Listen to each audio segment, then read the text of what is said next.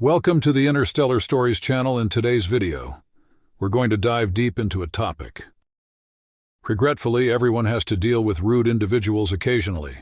A lengthy list of immoral actions is found in Romans 1:28-30. These actions include slander, insolence, cruelty, gossip, and malice. These are all distinct aspects of meanness, and we will inevitably come across individuals in this society who are motivated by meanness. There are many different reasons why people are unkind, and many of them have nothing to do with the target of the meanness. Rather than being a logical response to others around him, cruel behavior is frequently a person's internal issues coming out. However, it hurts and demoralizes to be the target of nasty behavior. How does the Bible respond to this? What does the Bible teach about responding to those who are cruel to us? Dealing with mean people, empathy. Empathy is the initial appropriate response to nasty individuals, particularly if it's the first offense or altercation.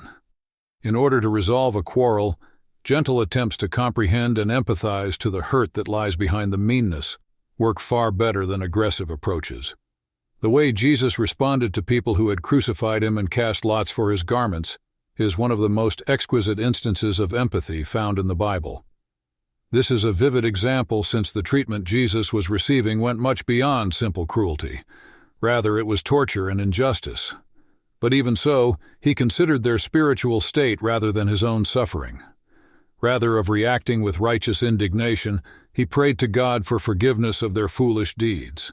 Stephen, the first martyr in the church, used such strategy. Dealing with mean people. Confrontation. It is our duty to respond to others with compassion and empathy at all times. We are expected to be peaceful and to turn the other cheek.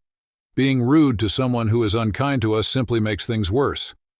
However, the Bible advises confronting the cruel person if they are a Christian. Of course, everyone sins. Although, as James noted, we all stumble in many ways. Matthew 18:15-17 instructs us to address a habit of meanness. When our brothers and sisters transgress against us, we ought to address them in a spirit of reconciliation. In order to remind the offending Christian that his actions do not align with his professed beliefs, we should bring along a few more devout Christians if they refuse to listen. If that doesn't resolve the issue, the local church is consulted. The relationship is altered, yet he should be treated as an unbeliever if he doesn't listen to the entire group. No hostility or revenge is necessary. Dealing with mean people, humility. Remind yourself that you are the cruel person occasionally. Avoid becoming like the unforgiving servant described in Matthew 18:21-35, a parable spoken by Jesus.